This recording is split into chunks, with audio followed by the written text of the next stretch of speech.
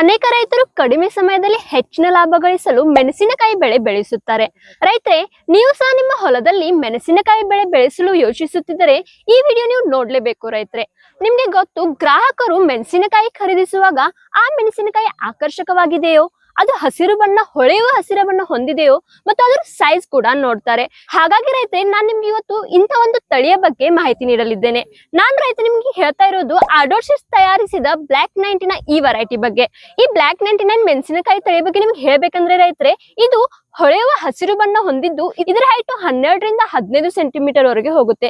ರೈತರೇ, ನೀವು ಈಗ ನೋಡಬಹುದು, ನಾನಿರೋ ಹೊಲದಲ್ಲಿ ಇಲ್ಲಿಯ ರೈತನು ಕಬ್ಬಿನ ಬೆಳೆಯಲ್ಲಿ ಈ ಮೆಣಸಿನಕಾಯಿಯನ್ನು, ಈ ಬ್ಲಾಕ್ 99 ಈ ತಳಿಯನ್ನು ಅಂತರ ಬೆಳೆಯಾಗಿ ಬೆಳೆಸಿದ್ದಾನೆ. ನೀವು ನೋಡಬಹುದು ರೈತರೇ, ಮೆಣಸಿನಕಾಯಿ ಯಾವ ತರ ಬೆಳೆದಿದೆ ಅಂತ.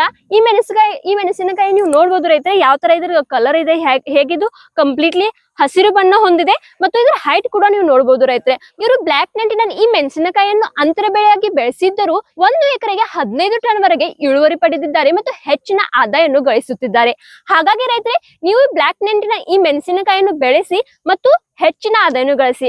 ನಿಮಗೆ ರೈತರೇ, ಬ್ಲಾಕ್ 99 ಈ ಮೆಣಸಿನಕಾಯಿ ತಳಿ ಬೇಕಾಗಿದ್ದರೆ ಈಗಲೇ ಆಡೋರ್ ಸೀಡ್ಸ್ ಗೆ ಕಾಂಟ್ಯಾಕ್ಟ್ ಮಾಡಿ, ಕೆಳಗೆ ಕೊಟ್ಟಿರೋ ನಂಬರ್ಗೆ ಕಾಂಟ್ಯಾಕ್ಟ್ ಮಾಡಿ ಇದ್ರ ಬಗ್ಗೆ ಹೆಚ್ಚಿನ ಮಾಹಿತಿ ಪಡೆಯಿರಿ ಮತ್ತು ಈ ತಳಿಯನ್ನು ಪಡೆಯಿರಿ.